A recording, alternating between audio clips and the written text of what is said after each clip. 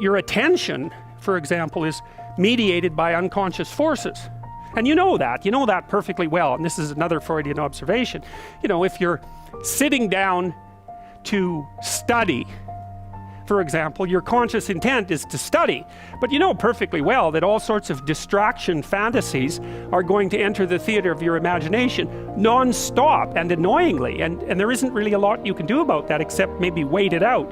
You know, so you'll be sitting there reading and your attention will flicker away. You'll think about, I don't know, maybe you want to watch Jane the Virgin on Netflix or something like that, or maybe it's time to have a peanut butter sandwich, or you should get the dust bunnies out from underneath the bed, or it's time to go outside and have a cigarette, or maybe it's time for a cup of coffee, or it's like all these subsystems in you that would like something aren't very happy just to sit there while you read this thing that you're actually bored by, and so they pop up and try to take control of your perceptions and your actions non-stop.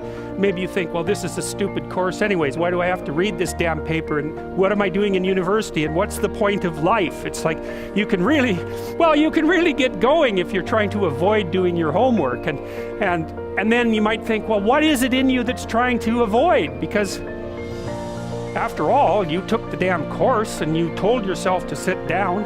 Why don't you listen? Well, because you're a mess. That's basically why. You haven't got control over yourself at all. And no more than I have control over this laptop.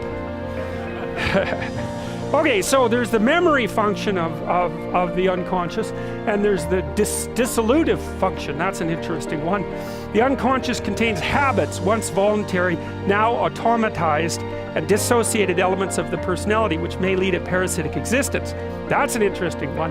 I would relate that more to procedural memory. You know, so what you've done is practice certain habits, whatever they might be, let's call them bad habits, and you like those things to get under control, but you can't. So maybe when you're speaking, for example, you use like and you know, and you say a lot. And you've practiced that, so you're really good at it, and you'd like to stop it, but you don't get to, because you've built that little machine right into your being, right? It's neurologically wired, and it's not under conscious control, and anything you practice becomes that. It becomes part of you, and that's another element of the unconscious, a different part.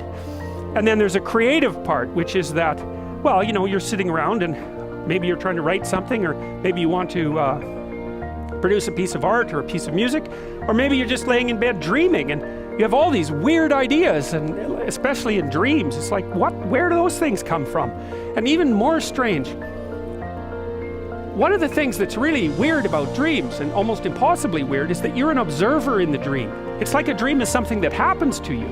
Well, you're dreaming it, theoretically, so how is it that you can be an observer?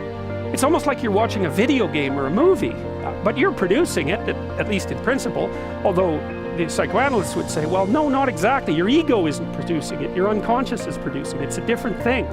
It's a different thing, and of course Jung would say, well, it's deeper than that. The collective unconscious might be producing it.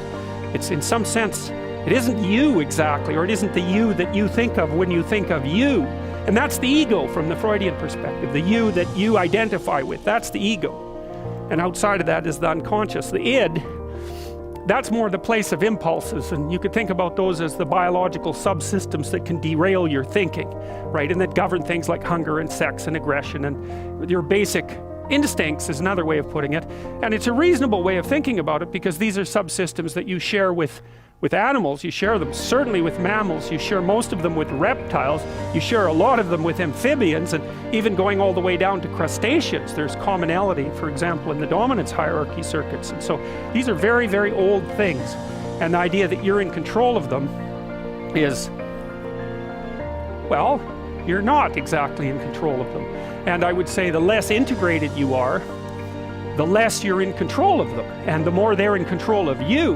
And that can get really out of hand. You know, you can be like with people who have obsessive compulsive disorder, for example, which seems to be, I would say, the dissolutive elements in some sense of the unconscious, the way that it's portrayed here.